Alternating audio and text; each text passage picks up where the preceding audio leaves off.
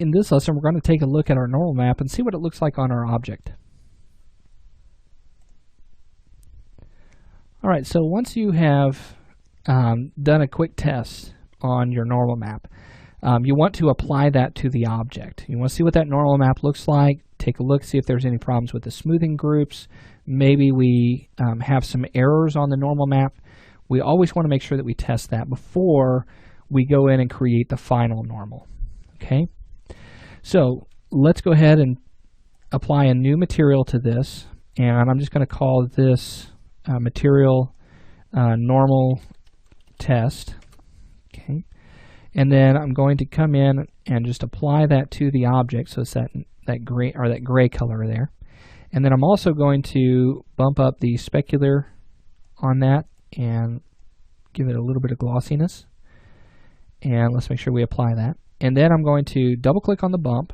Let's go to normal bump. And then I'm going to double click on the normal here, and we're going to go to bitmap. Now whenever you double click on that, it's going to bring up to your images folder. And if it doesn't, go ahead and go to the project files folder, go to the images folder where you've placed, or wherever you placed your normal, and select it and then hit open. Let's double click on our material and go to maps. Let's make sure that our bump is set to 100, hit enter, and then we're going to assign that to the object. We're going to show map and viewport, and we're going to close this. Now you'll notice it doesn't appear on our object. The reason for that is because we can't see the maps right here in the viewport. We have to render. Now I can go to shaded, realistic, and then I'll go to materials again and say realistic materials with maps, and that will show me what that looks like right here in the viewport. So looking at this is a lower resolution normal map. You can see that our normals look pretty good all the way around. There really aren't any issues that I have any problems with. Backing up, I can see the normal map. It looks great from a distance. Everything is reading well. No weird anti-aliasing or anything like that. So this would work really great in a third-person game.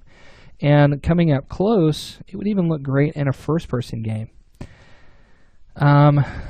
There's maybe a little bit of this weird shading going on right here, but I don't think that that's really going to break anything. Yeah, I think that looks good. So we've managed our UVs very well. We've managed our smoothing groups extremely well. I'm very happy with the way this has come out, especially for the first time. You know, normal maps can be a little tricky at first, and so hopefully you've learned a thing or two about how to properly set up your UVs and how to set up your normals or your smoothing groups to get this to look the way that it does. If you're still having some issues, if you've got some errors and things like that, first thing to check those smoothing groups. Make sure that those are set properly. Next thing that you'll want to check is making sure that your UVs, you have UV seams on the edges that are hard. Okay, and the hard edges are where the two smoothing groups meet. Okay, so you need to make sure you have a UV seam along that.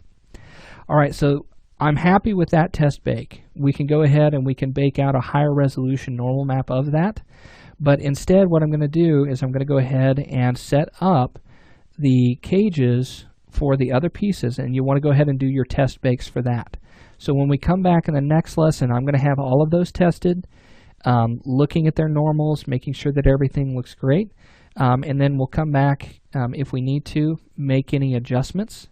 But then we'll talk about how to bring all of our UVs for all of our objects into a single texture map. And so we'll get into that next.